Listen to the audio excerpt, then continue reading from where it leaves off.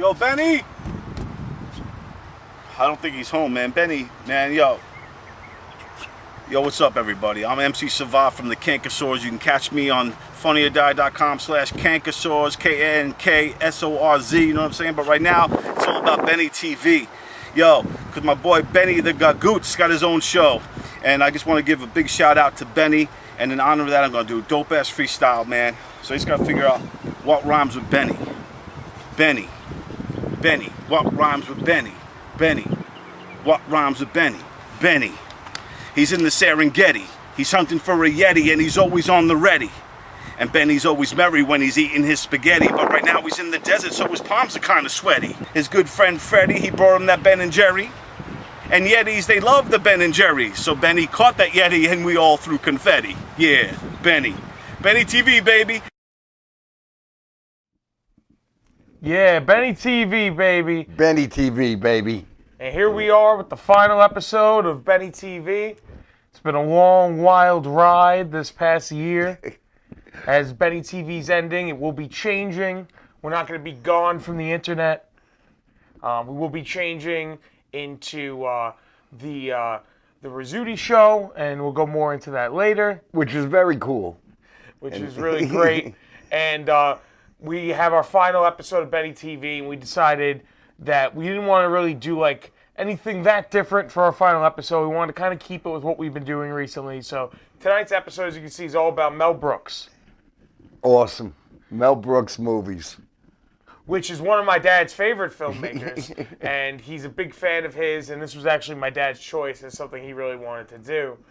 Because Mel Brooks means a lot to my dad, and it's something me and him bonded over a lot in my childhood. Was Mel Brooks. Mel Brooks is the kind of comedic films that I feel like are kind of generational. They cross-generational. It doesn't matter your age. I feel like you almost always find Mel Brooks funny. And a lot of the movies can't really even be made today. Oh, for definitely a lot of not. things involved. Yeah. Because Mel Brooks was never politically correct. Yes. So he's politically incorrect. Yeah. He made 11 movies. He started later in life too, with as far as directing film. Yes. So he had some TV shows going. Get Smart, which everybody is familiar with. Yes, Get Smart. Everybody knows. And I never really watched. I've seen the Steve Carell movie. The Rock's the bad guy. I like that. Spoiler alert. Great Khali's in it. It's all right. I couldn't really get into the movie that much. The TV show was a lot of fun, but it was at the time of James Bond and Man from U.N.C.L.E., Yes. which made it fun. But then Mel Brooks went into making film, and I think as far as the comedies that he made, it was an absolute breakthrough in comedies.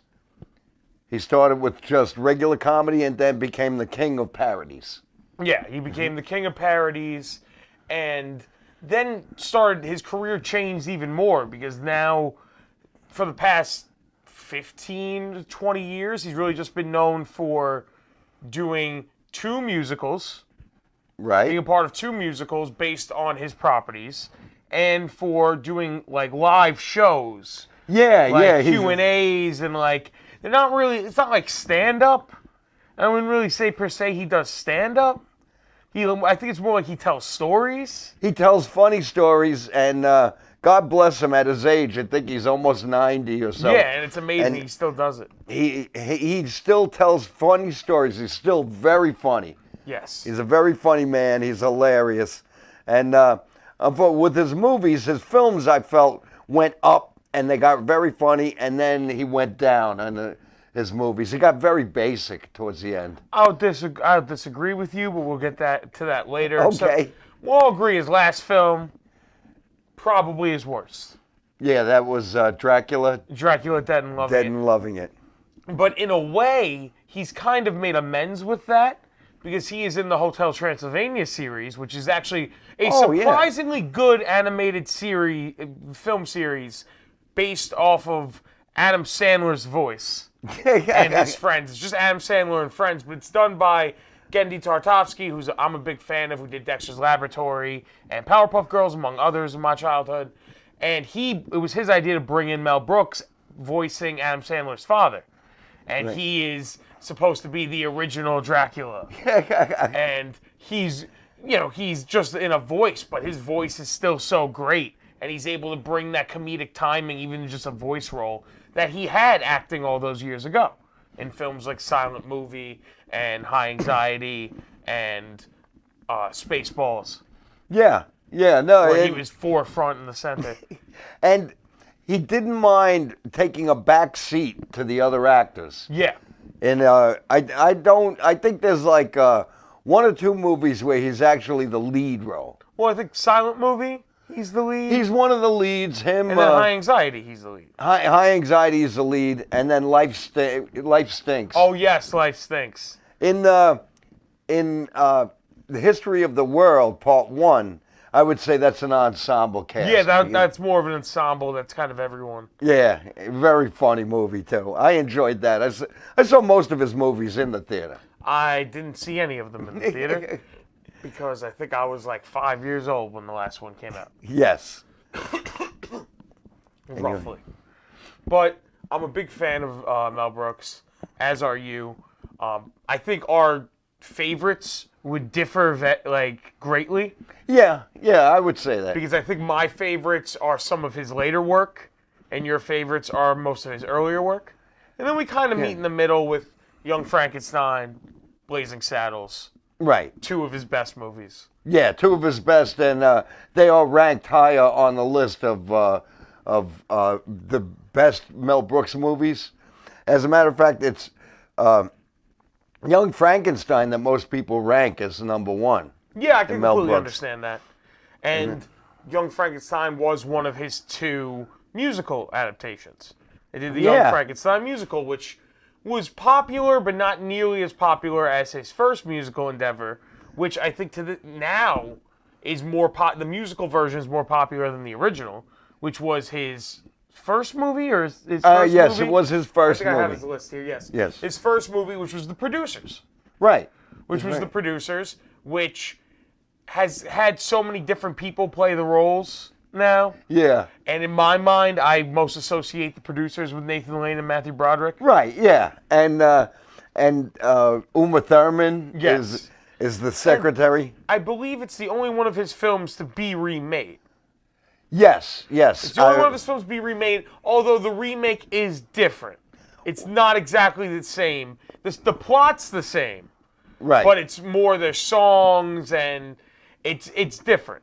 It's different. Yeah, the plot's the same, but it's different, and you can actually watch those two movies back to back. Yes. But Mel Brooks didn't make the second No, Producers. he didn't. He had a hand in it, but he did not direct Right. it. His Yeah. last film he directed was Dracula Dead and Loving Right. in 95. So, and that came, I think, 10 years later in 2005. And it didn't do very well, the movie. The movie, but it's on Broadway. On Broadway, it was extremely successful and very loved, but it did not do very well on in the movie theater, which I enjoyed the film, but I think I saw that before I saw the original, so it's hard for me to really compare. But they are different, as one's a musical and one's not. Well, I believe that the original Producers didn't do great either, but he won an Academy Award for screenwriting. Oh, it was a critical hit. It was a critics critical. loved it. The critics loved it. He won an award for screenwriting, and he thanked Gene Wilder for it. That makes sense. He thanked Gene Wilder.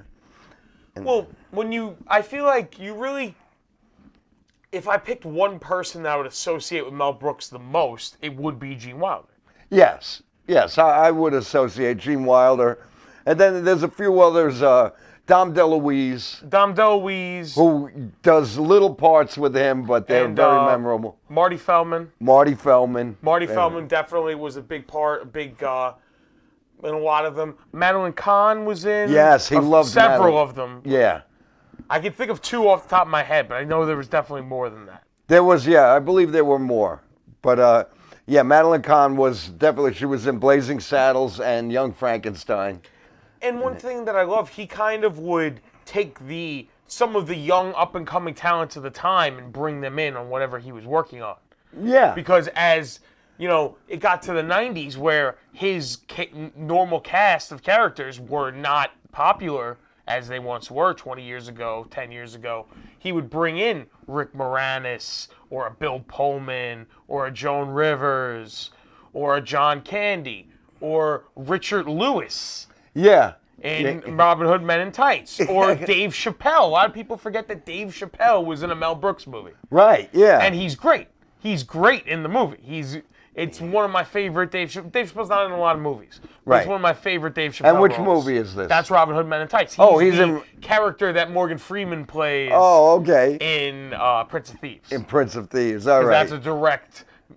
it makes fun of all Robin Hood, but it's a direct parody of Prince of Thieves. And there was a stand-up comedian that was big with sound effects. He did a lot of sound effects. Michael Winslow? From Police Possibly. Possibly, yeah. It could be him. And he's in Spaceballs. Yes, When you hear these different sound effects of them, Michael Winslow. them shooting, and it's him sitting there making these sounds. So that's something I never realized. Because I always think of he had these comedic people he worked with, but you're right. He always brought in younger people, different generations, so other people could relate. I believe Jon Stewart was also in Robin Hood. Possibly, yeah. I never watched Dracula and Dead and Loving It. I just know Leslie Nielsen's in it, which at the time, that was the height of Leslie Nielsen, I would say, was the 90s, because that was the time of Spy Hard and Naked Gun. So that was his big moment. Yeah, I would say that. That was he went up there, so that was good for the Dracula, Dead and Loving It. It was good to have him, but the movie itself, I'm not a fan either. It wasn't very funny. No, it wasn't very funny. And then even, he's just a voice, but being in Hotel Transylvania with Adam Sandler and that whole crew, it's like a whole different generation of comics. Yeah, it is. So he's very cross-generational for everyone. But there's something about Mel Brooks that people know him. You know, there are some comedians they don't know, like they don't know Sid Caesar. Yes. Who was very funny and is in a bunch of Mel Brooks movies. But everyone, you mention Mel Brooks, and people know him. He seems to still get around. Jerry Seinfeld had a show, I don't know if he still has it, comedians driving in cars. Comedians in cars getting coffee. In cars getting coffee. And I hear that Mel Brooks and Carl Reiner were in one of those episodes, and people tell me that's one of the funniest episodes ever. Well, they did some shows together. And I believe in the city and a couple other places, Carl Reiner and Mel Brooks. They started out together as comedy writers. They used to write for some great shows. They then had their own shows, and they're very well known for a character they created called the 1,000-year-old man, or it's supposed to be the oldest man in history. He's still alive, but he was from the caveman era. So they talked to him.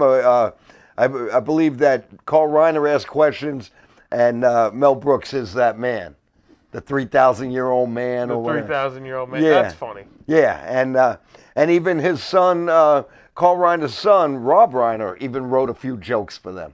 Okay. So yeah, so they kept it in the family like that. But whatever the man is, some people will tell me whatever that man is, they still do that character, and it's still funny. Yeah. Which is great. Which is, God bless the two of them, because I like both of them. Well, I would say a lot of his characters have become timeless as time has gone on, because I would say his Frankenstein is almost his own character. He's not like the other Frankensteins. Oh, yeah. So you almost think of Mel Brooks' Frankenstein as his own character. And Spaceballs. Dark Helmet is almost as popular as Darth Vader at this point. Yes. And, all right, you brought up Spaceballs, so I'm going to say that now about Spaceballs. Right? I'm going to say something. That was a box office bomb. But the younger generation, and people like you and people around your age, saw that movie and love it, and Mel Brooks says that is his biggest DVD seller. Spaceballs is his best movie. I'll tell you why in a couple minutes. We're going to go to a trailer. Okay, cool. We're going to go to a trailer of a Mel Brooks movie. When we come back, I'm going to tell you why Spaceballs is Mel Brooks' best All right, movie. Okay. My gloves.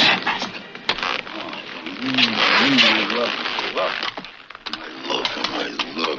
Do you love me? Well, let's just say that I am very much in lust with you.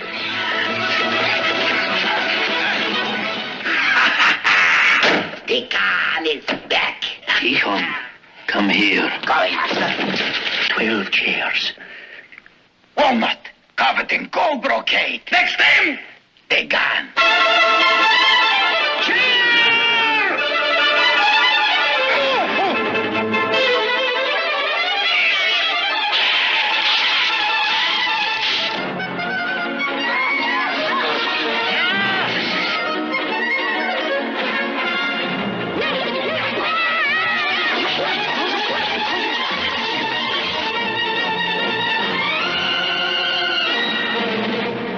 Not worth spitting on. Well, you are.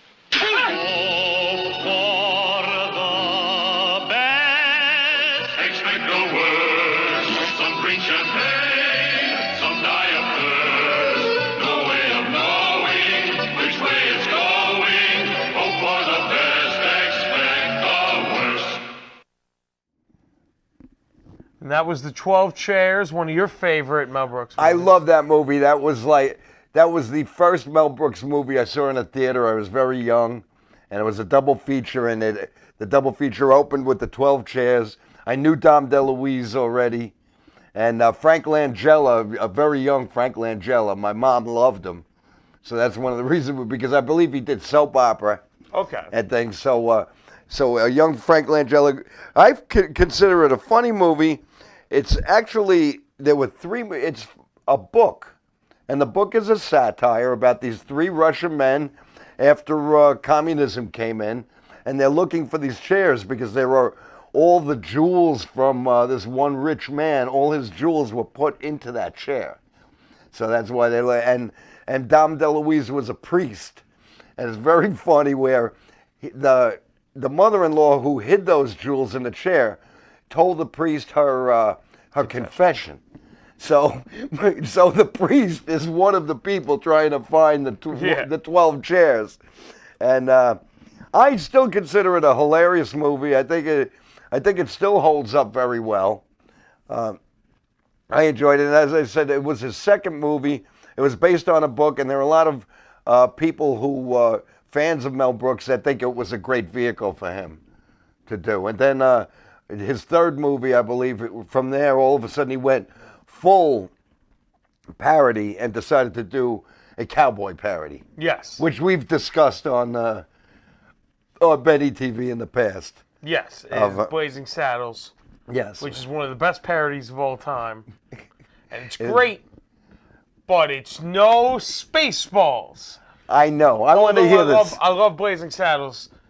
It's probably my second favorite. That would probably be my second favorite. Young Frankenstein would be my third. Okay. Robin Hood Men in Tights is probably fourth.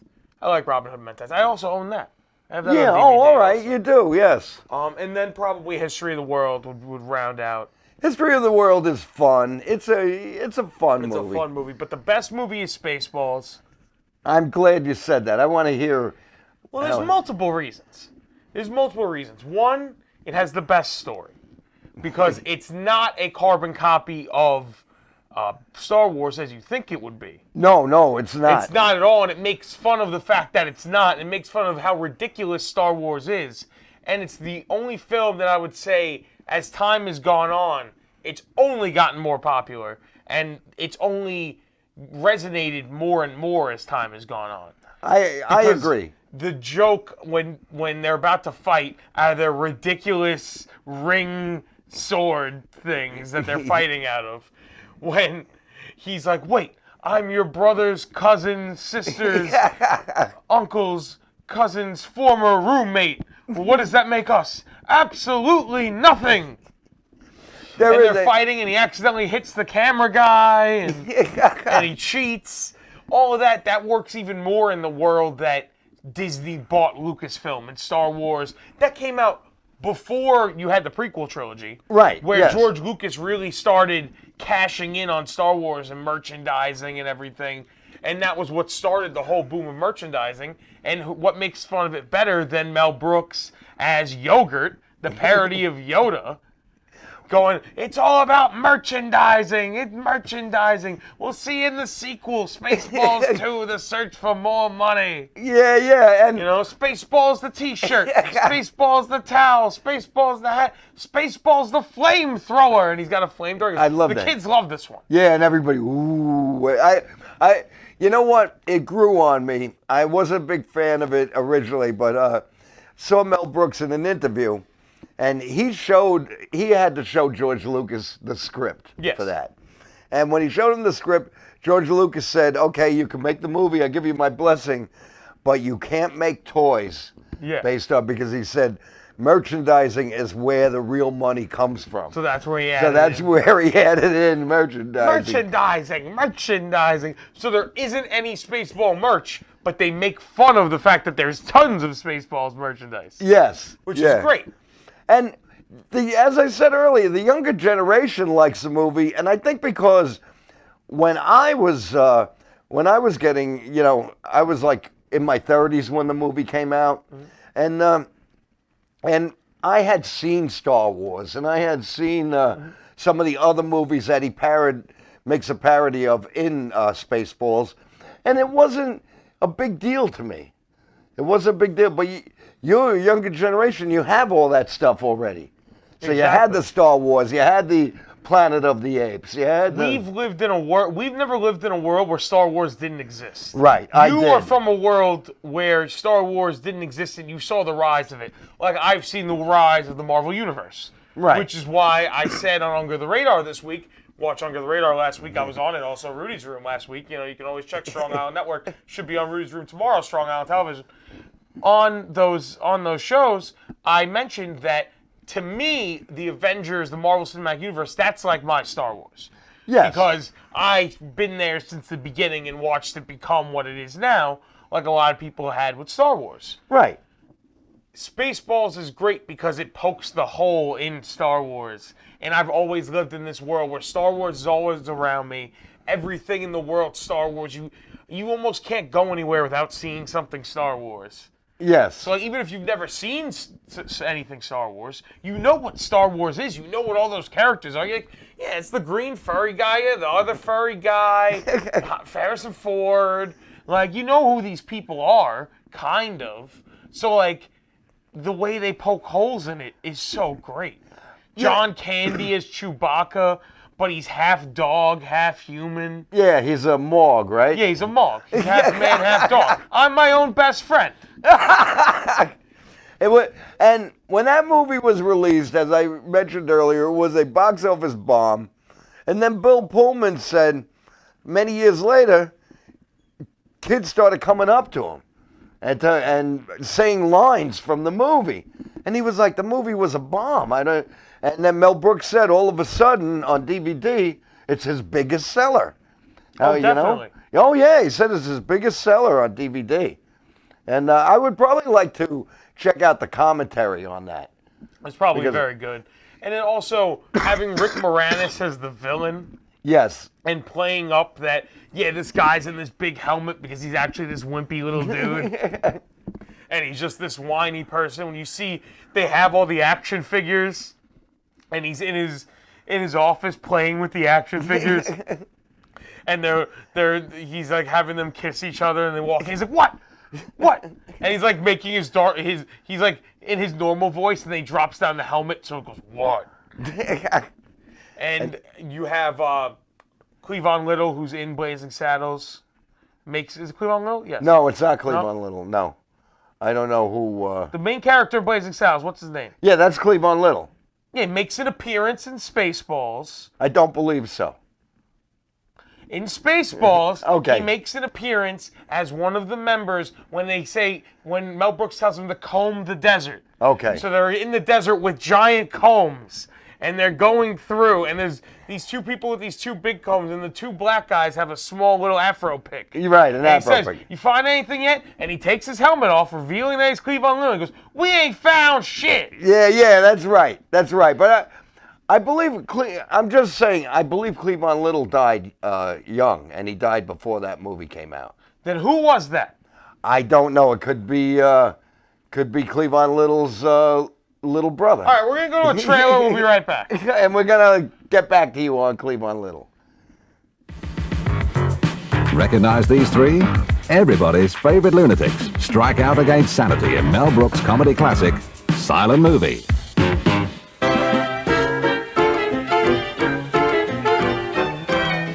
Starring Mel Brooks himself, Marty Feldman, Dom DeLuise,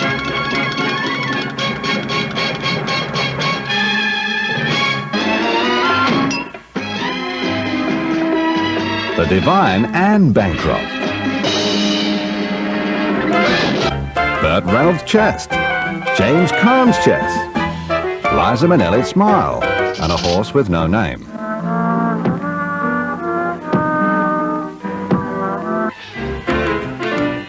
Even Paul Newman has to get in the act in this utterly magnificent madness.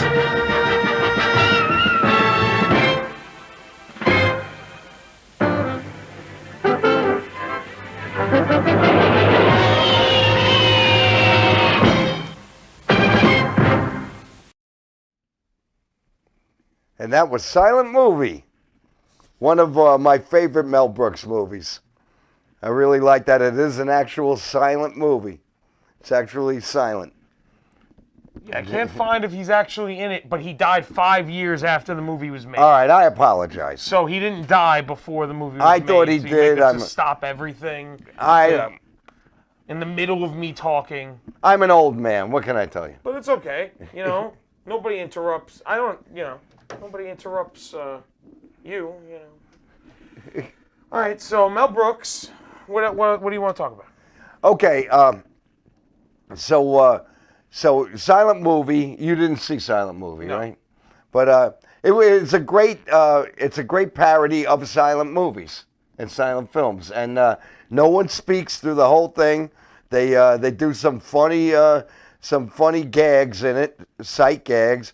They brought a lot of popular people at the time, and the only one person speaks in the entire movie, and that's Marcel Marceau, a very famous mime.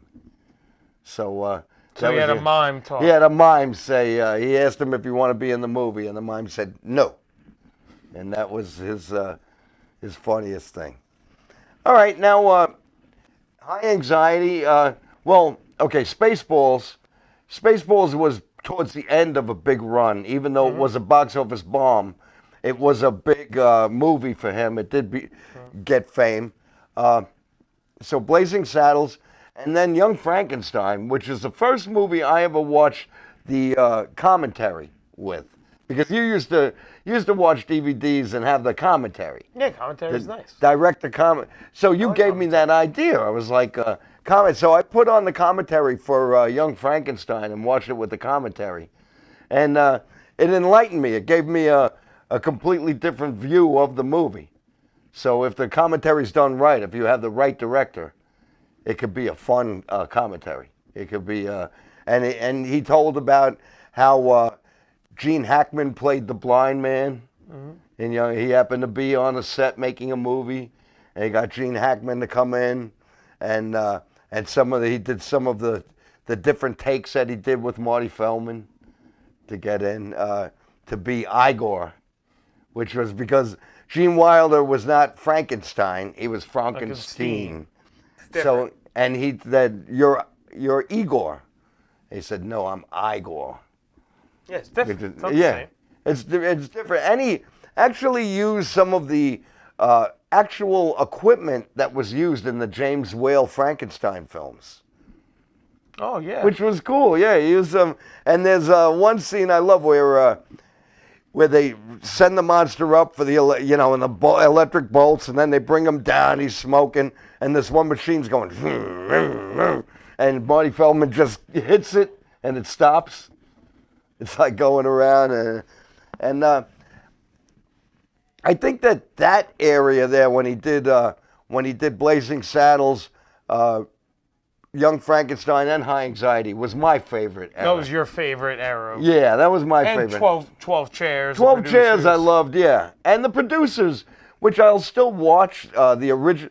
I like the original producers, but there was some people in it that I liked. And as you said earlier, it is the same plot, but different. And they did. Sometimes you take something and make a musical out of it, and it's gold. Yeah, no, sometimes it works, sometimes it's Beetlejuice the musical. So, then some of his other movies, let me see if there's anything we haven't mentioned. We haven't really talked about History of the World Part 1 a lot. Right. Which is one of, I think it was in between High Anxiety and Spaceballs. Yes. So that was the movie he made in between. And there was actually a pretty big gap between High Anxiety and History of the World, because that came out, History of the World came out in 81, where High Anxiety came out in 77, and Spaceballs came out in 87, and History of the World came out in 81. So there was a 6-year difference between History of the World and Spaceballs, and there was a big gap between High Anxiety and History of the World. He only made 2 movies in the 80s. Yeah, he only made History of the World and Spaceballs, and then he made Life Stinks in 91. In 91, Life Stinks. Which was a departure from the because he did parodies for decades. Right. Of just parodies. They made Life Stinks, which was him making a non-parody, kind of going back to form. Right. Yeah. And it was a remake of an older film. And then he also made one that I forgot all about until just now, To Be or Not to Be, which was another remake. That was another remake? Another remake of an older film, of a film with Carol Lombard, and I believe Jack Benny may have been in it. And that was To Be or Not to Be. He made that because of his wife too. He made a few movies where he actually was a producer, and he direct. Yeah, instead of a director, and he called them Brooks films, and he started that so that his wife, who was a dramatic actress, could do some movies. The Elephant Man was one of them. The Fly was another. Well, he had a hand in a lot of different things. Right. For his wife too. Because Anne Bancroft was a great actress. The late Anne Bancroft. He also did a voice in an episode of Dora the Explorer. Things you find out. He voiced Santa Claus and Jimmy Neutron. Get out of here! We're finding all the crazy stuff today, guys. We're finding everything. I would love to see that episode. He was a voice in 780 episodes of The Electric Company. Get out of here. In the 70s. Wow. Well, his son was young then, so he might have done that for... And his son, I've met his son. Yeah, you... At Comic-Con one year, because his son is famous for being a writer. He wrote the Zombie Survival Guide. Right. And he also wrote World War Z, which, although very different, was adapted into a movie with Brad Pitt. Right. 6 years ago, which was a very popular movie, made a lot of money. But it's very different. The World War Z book is more like a accurate look at what happened in the world if a zombie outbreak were to happen. Like how politics would take over, how the government would react, how cities would react. And it really shows like what the world would be like if a zombie outbreak were to happen. You've seen the Brad Pitt movie. It's nothing like that. Right. Yeah, it's nothing like that. And then the Zombie Survival Guide is a real guide. It's an actual like guidebook, like a Hitchhiker's Guide to the Galaxy, on what to do in a zombie apocalypse. And I have one signed by Max Oh yeah, Brooks. Okay. I was going to ask him. Tells you where to live during a zombie apocalypse, where you can stay, what kind of weapons you should use, what kind of food you can get, how to start a fire, how to like hotwire a car, like all these different things that you would need to know in a zombie apocalypse. And then in the end, which I remember when I first read it in like middle school, it like freaked you out, and people were like, this is real. There's real documentation of different accounts of zombies throughout the world, throughout history. Wow. And there's like a bunch of pages in the end of the book that have that, and it's supposed to be like, a zombie washed up on a beach in Nicaragua, and like all these different things. I probably made up Nicaragua, but and that was really fun. And those aren't comedic, but you can see a lot of the comedy in it. But he's very different from his parents. He tried to like distance himself. Yeah, and that's cool. And he's still very popular, right? He's still writing. Yes, he still writes. He's still popular. Those are his 2 most popular books, and they've been out for a while now. But he's done some other things. But that's what he's most known for. Yeah, I know. Mel's very proud of him. He talks about Max often in interviews. Yeah, he did he wrote a comic book miniseries of G.I. Joe. He did a anthology of zombie stories. He likes zombie stuff. Yeah, obviously. He's been doing some comic book stuff. He did some graphic novels. He's done a lot of different stuff. He's he's doing a lot of that, and he does a little bit of acting on the side, but not a lot. Mostly voiceover work, like animated cartoons when I was younger. Oh. So he's done a lot of that stuff. Yeah. But very, very different from his father. Wasn't like Max Landis with John Landis, where he kind of jumped into a similar type of field. He is in a similar field, but not at the same time. But not. Yeah, he's doing other things. And as I mentioned, Mel Brooks said when he did Brooks Films, he knew that he was a comedian and people would think he was a comedian, so he wanted to have a vehicle for his wife. Mm-hmm. So the movie Fatso that Anne Bancroft wrote and directed, and so that's how it started. And then he started getting vehicles for her. So he spread himself out there too. He knew that as Mel Brooks, he's a comedian. Yes. And all right, back to Spaceballs. The one thing you mentioned her before, but the droid is what's the name there? I can't think. I'm drawing a blank. I see her face and everything. Joan Rivers. There you go. Thank you. Joan Rivers, I tell you, it's old age. Joan Rivers is the droid, and she's very funny in it. She's really hilarious. Better than C-3PO, I'd say. Don't tell Anthony Daniels. Yeah, no, very good. She's very good, and and the princess is a Druish princess, right? Yes, she's Druish. She's Druish. And the big thing was if she gets kidnapped, like the princess does in Star Wars, and the way they get the king to give over the key to the oxygen layer of the country, because instead of the Death Star, they're sucking out the oxygen of the planet with a giant ship that looks like a woman, like a mom with a giant vacuum, vacuuming out the oxygen. So to get to like the airlock thing, he needs the code, and in order to do it, he's like, I'm going to give your daughter reverse rhinoplasty, because since she's Druish, she had a big nose and had a reduction. And then when they get the luggage, when they get the code, it's 1, 2, 3, 4, and he goes, "That's like somebody would have on their luggage." And then they tell the president, which is played by Mel Brooks, and he goes, "That's amazing. That's the same combination I have on my luggage." That's right. Like I said, Mel Brooks shows up in many of his movies. He plays 2 roles in Spaceballs. Oh, okay. He's Yogurt, and he's the president of Planet Spaceball. That's right. He's Yogurt, and he's the planet of Spaceballs. He's not in Young Frankenstein, which surprised a lot of people. Yeah, he doesn't have any appearance in Young Frankenstein. No appearance in that. Which is one of his only movies where he doesn't have an appearance, I think. I believe so. I think he makes a cameo in not Prince of Thieves, in Men in Tights, but I'm not sure. Yeah, he does. I believe he does. He does, because he's riding a little horse buggy, like a buggy with wood on it or something. And he says when they say, "We're Robin Hood, Men in Tights," and he's like, "Phagalus?" And they're like, "No."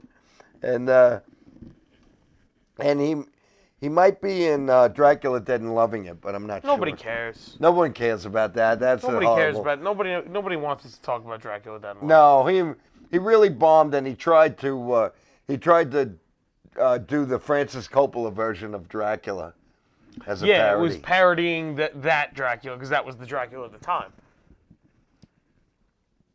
But it just doesn't work the way that he wanted it to, I don't think. Yeah. Yeah, some of the jokes were lame. Like, he's sleeping during the day, and he has this dream that they're trying to kill him or something, and he wakes up, and he says, "It's a daymare," instead of a nightmare. Well, the one thing I want to talk about with Mel Brooks, one of the things that he did very well that I feel like wasn't that big at the time and now has become more popular, which I think is another thing in Spaceballs Corner that I was trying to get to before and wasn't able to for some reason, is that he has a lot of meta narrative in his films, and he breaks the fourth wall a lot, and a lot of it is very meta, as with Blazing Saddles, where the end of the film takes place with them attacking the studio and attacking the showing of the movie. That's very meta. That's really fourth wall breaking. And then in Spaceballs, the way the villains find out what the heroes are doing and where they are is they go to their video rental area on the ship, which has all the various Mel Brooks films, and they watch Spaceballs on VHS, and they start from the beginning and they fast forward and then they rewind it and they get stuck at now. And they have the big, I can't do it justice, but they have the long speech where you're like, now is now. That was then, this is now. What was before, what here is now, now is then. And, which is one of my favorite, I can't do that scene justice, but that's one of my favorite scenes in the whole movie. And then they fast forward to the part where they find out where they are later on in the movie. Using the tape of the movie. That's very Deadpool. That's very, fourth wall breaking. That's not something you would see back then as much, which I think the previous generations didn't enjoy that humor as much as my generation does. No, we didn't, because, as you said, he did it in Blazing Saddles.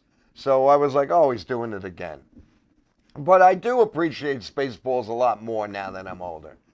I do, and it does make me laugh. But at that time, when he said, oh, let's go through, and he's looking for all the movies and find Spaceballs, I thought, oh, for Mel Brooks, this is old hat. He already did that. But now I do see how he was ahead of his time with that particular bit. The way it ends, where the ship starts blowing up and everyone's running to an escape pod. Nobody can get to an escape pod. Everyone gets to one except for Darth Helmet, his associate, like his number 2, and Mel Brooks. And the ship blows up, and the ship says, like, have a nice day. And they go, thank you, and it explodes. And then they land on a planet, and they're hoisted up on like the Statue of Liberty, and the Planet of the Apes come in. They go, oh no, Spaceballs. Yeah, that's funny. And there's a scene in the Space Diner. Space Diner with John Hurt, where he's eating this, he's having the special. And he's having the soup, and then the alien pops out, and it starts doing the Warner Brothers frog. Hello, my baby. Hello, my darling. Hello, my ragtime gal. Yeah. And it runs off. It's like, what? He hated the special. I'll take the soup. Yeah. And then the other, instead of Jabba the Hutt, it's Pizza the Hutt. That's right, Pizza the Hutt. And he's a giant pizza monster, and he just quickly written off dies because they're like, Pizza the Hutt got locked in a limo, and he ate himself to death. Who played Pizza the Hutt? Do you remember? I don't remember. I don't know. It was probably just somebody's voice. Yeah. So it could have been anybody in his cavalcade of people at the time. But that's right, Pizza the Hutt. Pizza the Hutt. And instead of the Force, it's the Schwartz. Right. And he gets a can of liquid Schwartz from yogurt, and he pours it into the hyperdrive, and instead of Millennium Falcon, it's a Winnebago. Yeah, it's a flying Winnebago, which is very funny. Which is great. Just a lot of that is, instead of Han Solo, it's Lone Star. Yeah. Just a lot of, I feel like a lot of the jokes are just so clever, and they're not hitting you over the head. Like they're not like bang you over the head like some parodies do. Like I think also I grew up in the generation where Scary Movie came out. Right. So when Scary Movie came out, parodies became uber popular again. And the parody films kind of got rushed into the ground until recently when new parody stuff has started to come out. But we had so many. We had like Epic Movie and an Epic Movie where the jokes were that Fred Willard was Aslan and he was horny, and Carmen Electra was Mystique but she was fat, and they all go with the Charlie and the Chocolate Factory, but Charlie actually wants to. He's like, actually the kids, I'm going to turn you into the candy, and it's Crispin Glover, and he's like, ha, ha, ha. Oh, So, yeah, like, I the saw jokes, that. like, they just beat you over the head. They have a bad Samuel L. Jackson impersonator, and he's screaming about getting snakes off a plane and kicks the girl off the plane. And, like, it's just, like, bad actors trying to portray a role really badly instead of, like, an inventive. I think that's another reason why we like Shrek so much, because Shrek felt like a parody in the way of Robin Hood Men in Tights. Yes. Where Robin Hood shows up and he's doing this song and he's like, we're going to rob you, ha ha ha. And they do this whole song and Shrek beats him up and the princess is an ogre, and, like, we like that sort of stuff. We liked parody, but we liked it when it was done well and when it was clever. Shrek was very clever. Spaceballs was very clever and very timely to us because we were just around Star Wars all the time. We were just surrounded by Star Wars, where we had these epic movie and date movie and all these movies that are just, they're bad. They're bad parodies. And Super Fast, which is a really, really bad parody of Fast and the Furious. And Disaster Movie, where it's I don't even want to explain these movies because that's how bad they are. All right, but so tell me, how did you first learn about Spaceballs then? TV. It was on TV one day? Yeah, they used to air it all day. Still air it a lot. But they aired it on TV, and I knew who Mel Brooks was because I think you showed me Young Frankenstein probably when I was younger. I may have, yeah. Because I think in your mind you're like, yeah, there's nothing bad about this. He's not going to figure out the penis joke at the end. He's not going to. Yeah. I don't think I did for a long time, so it kind of worked out. But we have another trailer we want to show, and then we'll come back for the end of the show. Yeah, yes. All right, we're going to go this trailer. We'll be right back.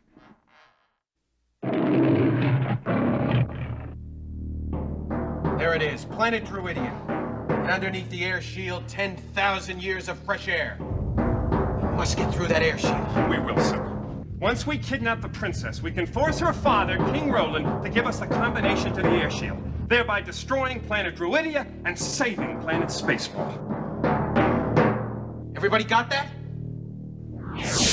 Spaceballs, the movie. Princess Vespa spaceship within range, sir. Good.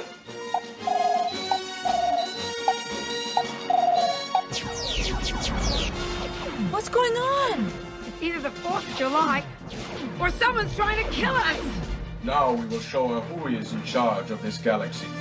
If you do not give me the combination to the air shield, Dr. Slotkin will give your daughter back her old nose. Only one man and his trusted companion can save planet Druidia from disaster. Okay, Eagle 5, coming in. Lone Star.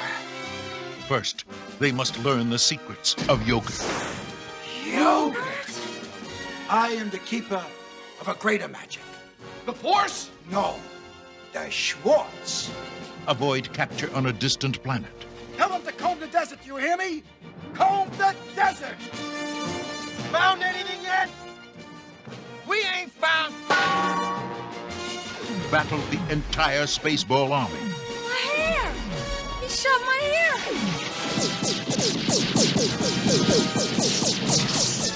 Holy! And escape the clutches of Dark Helmet. I see your Schwartz is as big as mine. Abandon ship. Proceed to escape pod. What the hell's the matter with this seat, fella? Ah! When does this happen in the movie?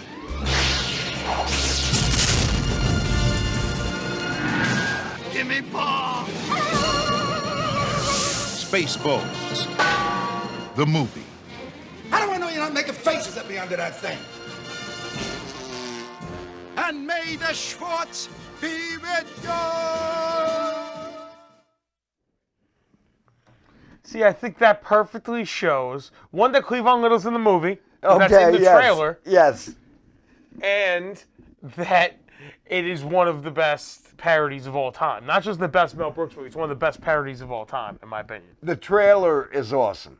Okay, I watched the trailer yesterday, too. The trailer is very funny. This is rare where, there are some trailers that people say, the movie wasn't that funny. The funniest stuff was in the trailer. Yeah. That's not true with this movie. No, it had some of my favorite bits, but it didn't have the best stuff. No. It didn't have the best stuff, but like the We Ain't Found Shit is in there, and they tease the now scene in the trailer, but they don't show you all of the best bits of that scene.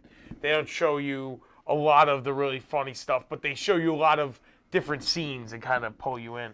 Yeah, I think the trailer itself is really great. It's a great classic trailer to me, and I will watch it again. You should. You should watch it 3 more times. Yes. We have a couple posters we're going to run through really quick before we end the show, our final show. This is a silent movie. It's a little cut down, but silent movie. And we have History of the World, Part 1. Look kind of similar. I like the design to them, though. And then the poster for Spaceballs. And there are several Spaceballs posters. Oh, though, yeah. Right? Now, I'd like to say one thing about History of the World Part 1. There are some people who are Mel Brooks fans who try to tell me they saw History of the World Part 2. And I tried to explain to them there never was a History of the World Part 2. And there never was going to be a Part 2. There never was going to be. The whole point was that it was just Part 1. That was like part of his joke. Well, no, and then he had a joke when the movie ended. He said, stay tuned for History of the World Part 2, Jews in Space. And he had this whole, it was like a commercial. So he made Spaceballs, so he did do it. So he did, and their ships were the Star of David. Yes. And they were shooting at, so he had said in an interview, the only reason he said Part 1 was because he wanted to do the Jews in Space joke, yeah. So he threw that in. And then he had a musical number in that, too, about the Spanish Inquisition. And he said, the Spanish Inquisition. History of the World, I saw that in the theater. And that was Madeline Kahn was in that, too. Mm-hmm. And he loved working with her. He loved working with Madeline Kahn. Gregory Hines was in it. He was very funny. And a few other people. Maud, the actress who played Maud from Golden Girls, she was in it. And Hugh Hefner had a scene. We only have 3 minutes left in the show now. All right. But I enjoyed it. History of the World Part. All right, so that's the show. It's the last episode. I wanted to have a couple minutes left. If there's anything you wanted to say. I think I said it. Sounds good. Thank you for everyone who's been watching for the past year, for our biggest fans. Yes. I don't want to specifically name anyone because you were all very special in my heart. But thank you all for watching so much. Like we said, the show is not ending completely.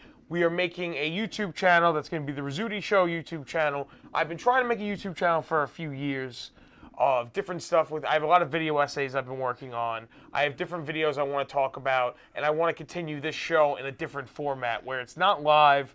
They're more condensed 10 to 15-minute episodes. Yeah, I like that idea. We can talk about different stuff, and it'll be edited, it'll be cut down, it'll be a lot easier for us to do the show. It's hard to do a 1-hour live television every week. And we'll do some comedy bits, like Alfredo Gagoots is going to come back. Alfredo Gagoots is going to come back, your favorite character. We'll probably have some guest appearances from different people from Strong Island. My role here at Strong Island is only expanding. I'm working on more shows than I could dream of, and I'm only doing more, and I love it. So stay tuned after this. We have Laugh to Say's Live. Love those guys. They're great. We have Could Be You TV tonight at 9. Tomorrow we have Rudy's Room and Dre's House TV and Between the Covers. I should be on Rudy's Room for the second week in a row. Awesome. And I might be on Under the Radar for the second week in a row. Oh, awesome. On Sunday.